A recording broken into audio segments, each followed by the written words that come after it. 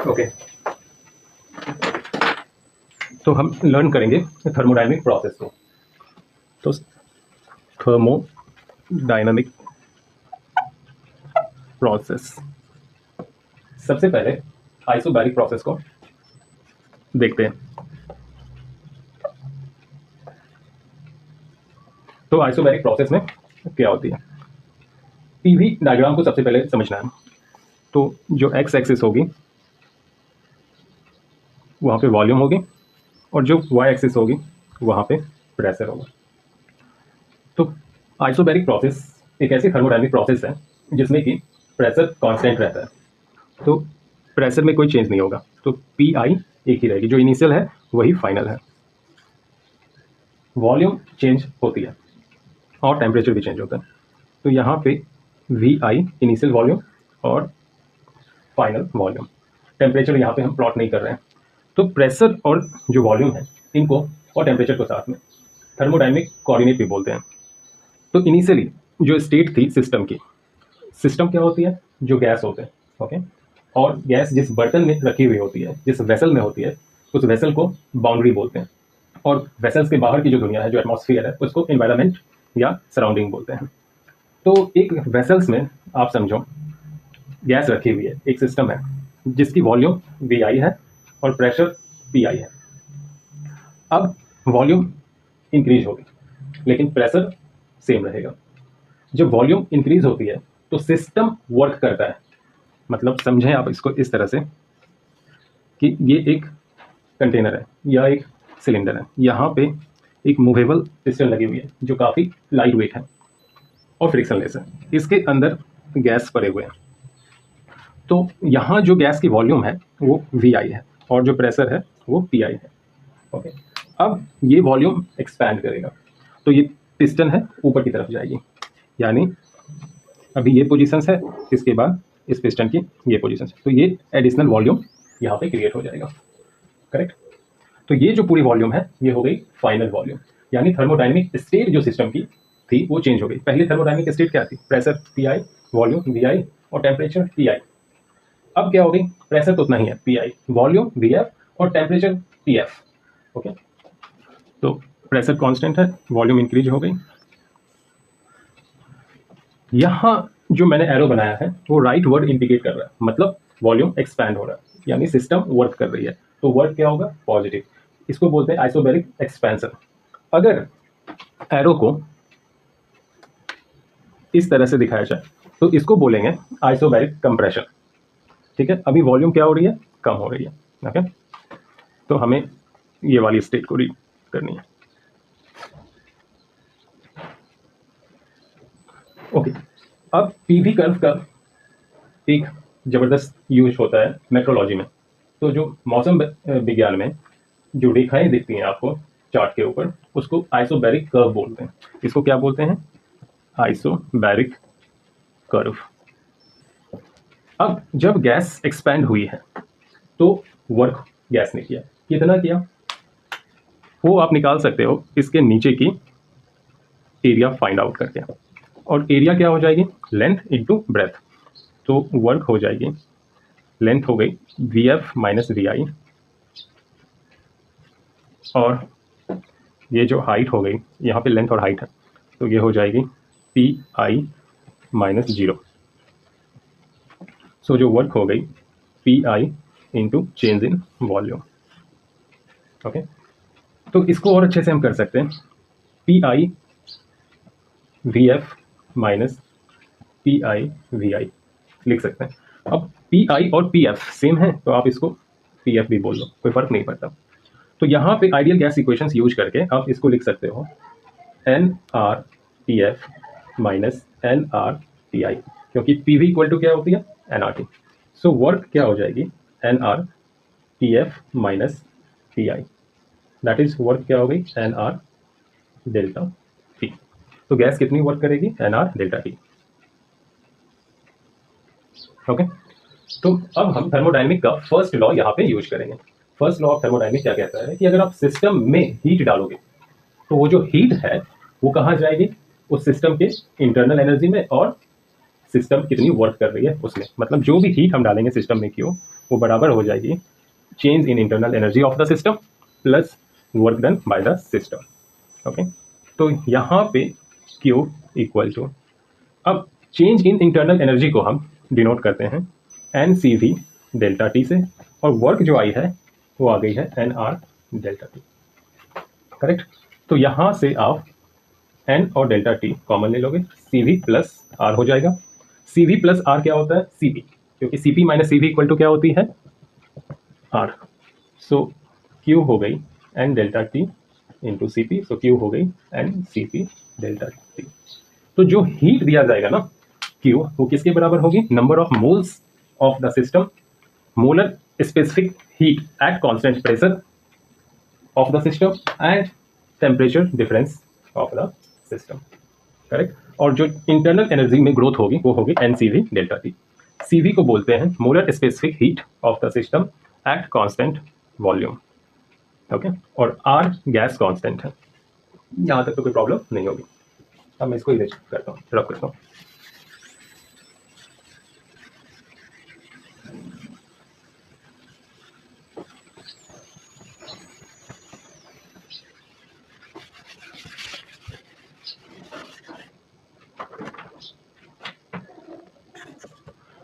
तो isobaric process में हमने देखा प्रेशर जो होती है कांस्टेंट होती है,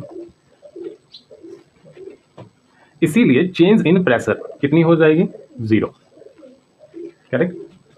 change in internal energy zero नहीं होगी, वर्क डन भी जीरो नहीं होगा, और हीट जो एक्सचेंज करेगी सिस्टम और इन्वायरमेंट के बीच में वो भी जीरो नहीं होगा।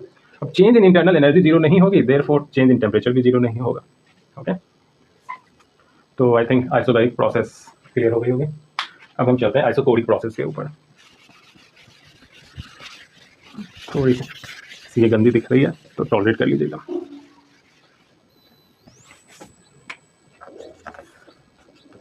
आइसोकोरिक प्रोसेस, तो ये एक ऐसी थर्मोडायनेमिक प्रोसेस है जिसमें वॉल्यूम कांस्टेंट रहता है, मतलब गैस जो है कोई वर्क नहीं करेगी, work done by the gas, work done by the system zero हो जाएगा। और इसकी पीवी कर्व कैसे बनेगी वो देखिए, यहाँ पे वी इनिशियल और वी फाइनल सेम होंगे, प्रेशर इनिशियल यहाँ है, प्रेशर फाइनल यहाँ है, तो कुछ इस तरह से स्ट्रेट लाइन कर्व बनेगी। ओके, तो इसमें कोई भी वर्क नहीं होगा, इसके नीचे आप एरिया निकाल ही नहीं सकते, है ना, सीधी सी लाइन आ जाएगी। तो इसमें थर्मोडायनेमिक का फर्स्ट लॉ यूज करेंगे, क्या कहती है, जो भी हीट आप सिस्टम को देते हो वो change in internal energy plus work done होता है। अब वर्क तो इसमें हो ही नहीं रही है ना, तो जो भी हीट डालोगे सिस्टम में वो उसकी इंटरनल एनर्जी में कन्वर्ट हो जाएगा। मतलब एक कंटेनर में गैस भरी हुई है, एक कंटेनर है इसमें गैस भरी हुई है, ठीक है, तो यहाँ हम हीट दे रहे हैं, तो जो भी हम इसको हीट सप्लाई करेंगे वो इसकी इंटरनल एनर्जी में कन्वर्ट हो जाएगा। यानी टेम्परेचर जो है अगर पहले इनिशियल थी तो फाइनल होगी, टेम्परेचर को सूट करेगा, राइज करेगा। यानी पहले अगर इसकी इंटरनल एनर्जी यू थी तो अब जो इंटरनल एनर्जी हो जाएगी यू प्लस डेल्टा यू, यानी चेंज इन इंटरनल एनर्जी कितनी हो गई, डेल्टा यू। ओके, और कुछ भी नहीं, कुछ खास नहीं आइसोकोरिक में, बस इतना ही याद रखना है।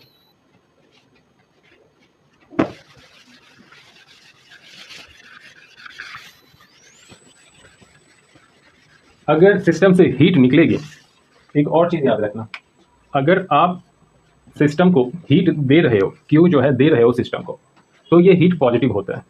अगर सिस्टम इन्वायरमेंट को हीट दे रहा है तो ये नेगेटिव होता है। अगर सिस्टम वर्क कर रहा है पिस्टन के ऊपर, यानी पिस्टन को ऊपर भेज रहा है तो वर्क पॉजिटिव होगा। अगर पिस्टन को बाहर से पुश करके वर्क करके गैस को दबाया जाए तो वर्क नेगेटिव होगा। साइन कन्वेंशन आप याद रखिएगा।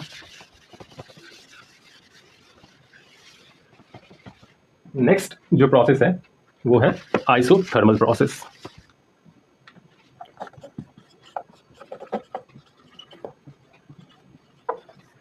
तो आइसोथर्मल प्रोसेस जो होती है वो ऐसी थर्मोडायनेमिक प्रोसेस है जिसमें कि टेम्परेचर कांस्टेंट रहते हैं सिस्टम के। ओके, यानी सिस्टम हमेशा थर्मली इक्विलिब्रियम में रहेगी, प्रेशर एंड वॉल्यूम चेंज होंगे बॉयल्स लॉ को फॉलो करते हुए, बॉयल्स लॉ को ओबे करते हुए। तो आइसोथर्मल प्रोसेस में टेम्परेचर कांस्टेंट हो गई, इसका मतलब हो गया चेंज इन टेम्परेचर जो है जीरो। जब टेम्परेचर कांस्टेंट होती है तो उस केस में इंटरनल एनर्जी जो सिस्टम का है वो भी कांस्टेंट होता है, तो चेंज इन इंटरनल एनर्जी भी क्या हो जाएगी, जीरो हो जाएगी। अगेन थर्मोडाइनमिक्स का आप फर्स्ट लॉ यूज करो, Q इक्वल टू क्या होती है, change in internal energy plus work done. तो यहाँ पे चेंज इन इंटरनल एनर्जी क्या है, जीरो। तो जो भी हीट आप डालोगे सिस्टम को वो वर्क डन में कन्वर्ट हो जाएगी, यानी सिस्टम पॉजिटिव हीट ले रहा है, बाहर से हीट ले रहा है, यानी हीट पॉजिटिव है तो वर्क भी पॉजिटिव होगा। अगर सिस्टम रिलीज कर रहा है बाहर तो वर्क नेगेटिव होगा। ओके, सो यहाँ तक समझने में कोई प्रॉब्लम नहीं होगी। अब पीवी कर्व देखते हैं इसकी।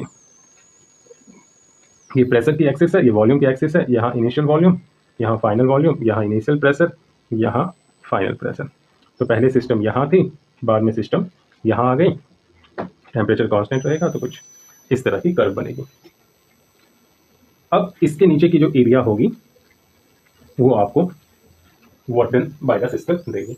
तो एरिया को निकालेंगे कैसे, यानी वर्क को निकालेंगे कैसे, इंटीग्रेशंस का यूज करके। तो वर्क इक्वल टू क्या हो जाएगी, वॉल्यूम कहाँ से कहाँ तक है, इनिशियल से फाइनल। अब वर्क होता क्या है, प्रेशर इनटू वॉल्यूम। तो यहाँ पे जो volume infinite Simli small change होगा, बहुत थोड़ा सा चेंज होगा, तो उस केस में हम प्रेशर को वहां पे नियरली कांस्टेंट रखेंगे।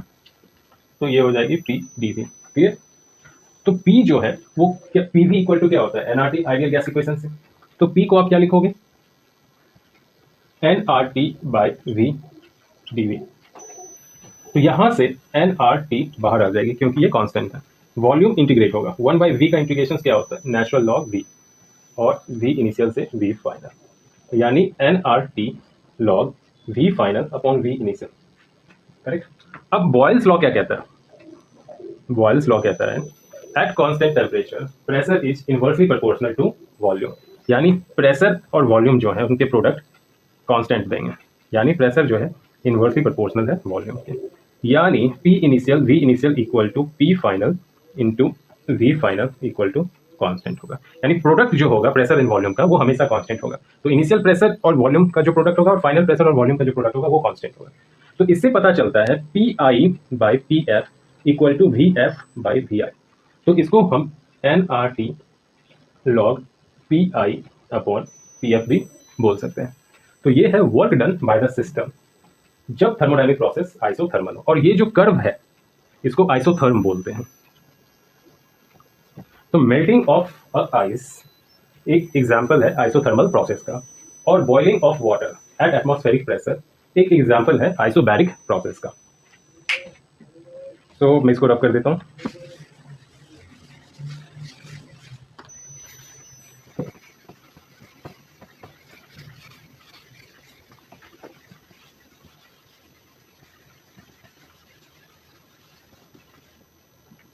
अब जो हमारा नेक्स्ट है वो है एडियाबैटिक प्रोसेस, जो थोड़ी सी बड़ी होगी लेकिन समझ में आ जाएगी। एडियाबैटिक प्रोसेस तो क्या होती है एडियाबैटिक प्रोसेस, इसको समझना है। तो ये दो केस होता है इसमें। बेसिकली एडियाबैटिक प्रोसेस में एनवायरनमेंट और सिस्टम के बीच किसी भी तरह का हीट एक्सचेंज नहीं होगा। ओके, तो हीट एक्सचेंज ना हो इसके दो तरीके हैं। पहला तरीका है कि जो थर्मोडायनेमिक प्रोसेस हो वो बहुत ही रैपिड हो, जैसे ट्यूब में हवा भरी हुई है आप उसको फोड़ दो, है ना, तो वो इतना रैपिड होगा कि उसमें गैस हीट एक्सचेंज के लिए टाइम नहीं मिलेगा। ओके, अब दूसरा आप इसको ऐसे समझो, एक कंटेनर ले लो, कंटेनर को दो हाफ में डिवाइड करो, एक हाफ वैक्यूम छोड़ो और दूसरे हाफ में गैस फिल कर दो, क्लियर, और कंटेनर को सील कर दो। अब क्या करना है, जो पार्टीशंस के लिए वॉल था उस वॉल को निकाल दो सडनली। तो बिकॉज जो गैस है वो प्रेशर सामने से नहीं फील कर रही है, किसी भी तरह की रेजिस्टेंस नहीं फील कर रही है, इसी के कोई वर्क नहीं होगा, है ना। वर्क तब स्टोर होगा, एनर्जी तब चेंज होगी, कन्वर्ट होगी जब किसी तरह की रेजिस्टेंस फील करे, है ना। यहाँ किसी तरह का कोई प्रेशर नहीं है क्योंकि वैक्यूम है, और जैसे ही आपने खींचा वो गैस सडनली एक्सपैंड हो जाएगी। तो ये जो सडन एक्सपेंशन है गैस का, ये किस प्रोसेस की तरफ इंडिकेट कर रहा है, एडियाबैटिक प्रोसेस की तरफ। ओके, तो फ्री एक्सपेंशन भी इसको बोलते हैं, ठीक है, फ्री एक्सपेंशन प्रोसेस। दूसरा केस है इंसुलेशन, मतलब अगर ये मान लो सिलेंडर है और इसमें पिस्टन है, इसके अंदर गैस भरे हुए हैं, सिलेंडर की जो वॉल है और पिस्टन वो ऐसी मटेरियल से बनी हुई है जो कि एटमॉस्फेयर के साथ सिस्टम को कंप्लीटली इंसुलेट कर दे, यानी यहाँ से कोई हीट अंदर नहीं आ सकती और यहाँ की कोई हीट बाहर नहीं जाती। ठीक है, और ये जो मटेरियल होगी इसको एडियाबैटिक मटेरियल बोलते हैं। इसी का ठीक ऑपोजिट मटेरियल क्या होता है? Diathermic material. डायाथर्मिक मटेरियल क्या करता है? हीट एक्सचेंज की जो रेट होती है उसको फास्ट कर देता है, यानी एनवायरमेंट से नॉर्मली जिस रेट से आ रही है सिस्टम के अंदर, ओके, वो ज़्यादा तेज हो जाएगी। करेक्ट? तो यहाँ तक समझने में कोई प्रॉब्लम नहीं होगी। तो इस केस में हमने देखा जो हीट है सिस्टम को सप्लाई की गई है वो है जीरो। तो थर्मोडायनेमिक्स का फर्स्ट लॉ यूज करेंगे, Q equal to change in internal energy plus work done. अब Q क्या हो गई? जीरो। तो work done equal to negative of internal energy या change in internal energy of the system, और change in internal energy is negative of work done. Correct? तो अब हम ये देखेंगे कि एडियाबैटिक प्रोसेस में वर्क कैसे फाइंड आउट करेंगे। पहले तो इसकी पीवी डायग्राम देख लो। यहाँ पे वॉल्यूम, यहाँ पे प्रेशर, इनिशियल फाइनल, यहाँ सिमिलर है आइसोथर्मल की तरह, लेकिन एग्जैक्ट नहीं। करेक्ट? जो स्टीपनेस है उसका डिफरेंस होता है। तो अब हम यहाँ पे देखिए इसको, जो एडियाबैटिक प्रोसेस है वो एक स्पेशल लॉ को फॉलो करती है, और वो स्पेशल लॉ ये कहता है कि pressure volume raise to gamma equal to constant. यहाँ गामा क्या है? गामा को बोलते हैं एडियाबैटिक रेशियो। एडियाबैटिक रेशियो मतलब ratio of molar specific heat at constant pressure upon molar, या CP upon CV, that is molar specific heat at constant volume. Okay, इसको हम बोलते हैं एडियाबैटिक रेशियो। सो मैं इसको रब कर रहा हूँ, और ये एडियाबैटिक रेशियो की जो वैल्यू होती है mono atomic gas, diatomic gas, triatomic gas, polyatomic gas, सबके लिए अलग अलग होती है।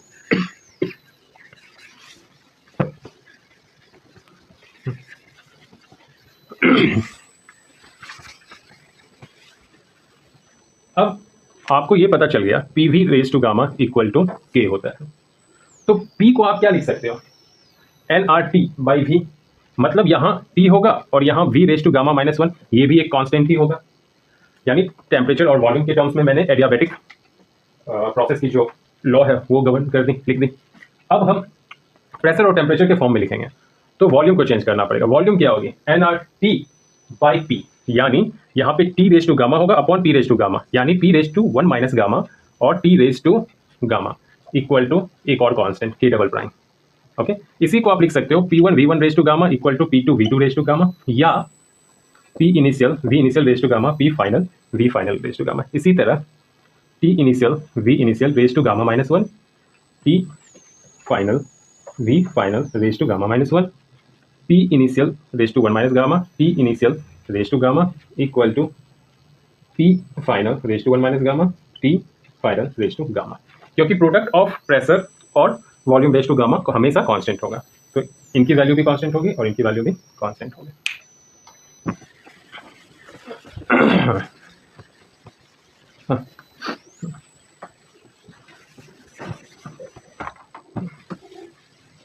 अब डेरिवेशंस करेंगे work done by the adiabatic, work done during adiabatic process, या work done by the gas during adiabatic process. तो क्या होगी? तो वर्क के लिए आपको पता ही है प्रेशर टाइम्स वॉल्यूम होती है, V इनिशियल V फाइनल, ये हर जगह यूज करना है। तो यहाँ पे प्रेशर को क्या लिख सकते हैं? क्या हम इसको nRT बाई V लिख सकते हैं? बिल्कुल नहीं, बिल्कुल नहीं, वो बॉयल्स लॉ में होगी। तो यहाँ पे क्या हो जाएगा? यहाँ पे K by V raise to gamma लिखना पड़ेगा। तो work equal to K by V raise to gamma dV V initial V final. तो यहाँ पे क्या आ गई है? K तो कांस्टेंट है बाहर, ये V minus gamma plus 1 upon minus gamma plus 1 integrate करने के बाद, और V इनिशियल से V फाइनल, तो ये बाहर आ जाएगा, K बाय 1 माइनस गामा बाहर आ गई, और यहाँ हो जाएगा V F raise to 1 minus gamma minus V I raise to 1 minus gamma. Okay, समझ में आ गया होगा। पहले हम VF की वैल्यू V की जगह रखेंगे, फिर VI की वैल्यू रखेंगे। ओके, अब K इंटू VF करेंगे तो क्या मिलेगा? तो यहाँ पे 1 बाय 1 माइनस गामा K रखेंगे, इससे के साथ मल्टीप्लाई करेंगे, और इसको लिख सकते हैं VF by VF raise to gamma. और इसको लिख सकते हैं K V I by V I raise to gamma, correct. तो K by V raise to gamma pressure होती है, तो 1/1 माइनस गामा, यहाँ K by V F raise to gamma क्या हो जाएगी, P F V F P I V I. तो adiabatic expansion में जो वर्क होगी वो P F V F minus P I V I by 1 minus gamma होगी। इसको चेंज भी कर सकते हैं, पी एफ वी एफ को क्या लिख सकते हैं, आइडियल गैस इक्वेशन लगा दो एन आर टी एफ, तो एन आर कॉमन हो जाएगा, यहाँ टी एफ माइनस टी आई हो जाएगी अपॉन 1 माइनस गामा। तो ये था एडियाबेटिक प्रोसेस में जो वर्क डन होगी।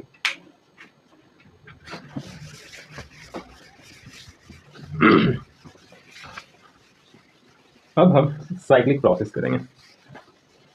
एडियाबैटिक प्रोसेस खास करके जो फ्री एक्सपेंशन का केस है वो इरिवर्सिबल होता है, कभी भी वो रिवर्सिबल हो ही नहीं सकता क्योंकि वो बहुत ही रैपिड केस है। अभी है साइक्लिक प्रोसेस, जितनी भी हीट इंजन है वो इसी प्रोसेस पे काम करती है, यानी इसी प्रोसेस को ओबे करती है। साइक्लिक प्रोसेस पहले पीवी डायग्राम देख लें तो उससे सब कुछ क्लियर हो जाएगा। तो यहाँ V I V F P I P F, ये था इनिशियल कंडीशंस, ये हो गया फाइनल कंडीशंस। तो यहाँ से यहाँ गए, यहाँ से यहाँ आ गए। तो ये वाला जो केस है वो एक्सपेंशन का केस है और ये वाला जो केस है वो कंप्रेशन का केस है, दोनों अलग अलग पाथ फॉलो कर रहे हैं। तो साइक्लिक प्रोसेस में क्या होती है, जो सिस्टम की इनिशियल स्टेट है वही अल्टीमेटली फाइनल स्टेट होती है, लेकिन जो प्रोसेस होती है जब वो रिवर्स होती है तो सेम पाथ फॉलो नहीं करती। अगर स्टार्टिंग में इनिशियल प्रोसेस इस पाथ से जा रही है, पाथ 1 से जा रही है, रिटर्न इसी पाथ पे नहीं होगी। अगर ऐसा होता है तो उसको रिवर्सिबल प्रोसेस कहते हैं। ओके, एक सिस्टम की इनिशियल स्टेट और फाइनल स्टेट सेम हो और सिस्टम सेम पाथ रिट्रेस करे, ठीक है, तो उसको बोलते हैं रिवर्सिबल प्रोसेस। बट इस केस में यहाँ सिस्टम जा इस पाथ से रही है और वापस इनिशियल स्टेट में दूसरे पाथ से आ गई, तो ये जो बीच का एरिया है वही बताएगा वर्क डन, वही बताएगा वर्क डन। क्यों? क्योंकि ये पॉजिटिव वर्क देगी और ये नेगेटिव वर्क देगी। नेट वर्क करोगे तो एक दूसरे को सब्ट्रैक्ट करना पड़ेगा। ओके, अगर यहाँ पे ऐसा होता तो नेट वर्क क्या होती, पॉजिटिव होती है ना, क्योंकि अभी ये वाली एरिया ऊपर है तो ये एरिया बड़ी होगी, पॉजिटिव की एरिया बड़ी होगी और नेगेटिव की छोटी होगी। क्लियर हो गया? तो सिस्टम में जो साइन होती है एरो की, क्लॉकवाइज है या एंटी क्लॉकवाइज है, इससे भी पता कर सकते हो सिस्टम जो वर्क करेगी वो पॉजिटिव होगी या नेगेटिव होगी। करेक्ट, यहाँ पे ध्यान से देख लो, यहाँ पे वर्क पॉजिटिव हो रही है और ये क्या है, क्लॉकवाइज है। अगर एंटी क्लॉकवाइज कर दें इसको ऐसे तो अरे हाँ, तो ये जो पॉजिटिव वर्क है उसकी मैग्नीट्यूड कम है, नेगेटिव वर्क की मैग्नीट्यूड ज़्यादा है, तो नेट वर्क क्या हो जाएगी, नेगेटिव हो जाएगी। क्लियर हो गया? तो काफ़ी है, ठीक है, फर्स्ट क्लास के लिए।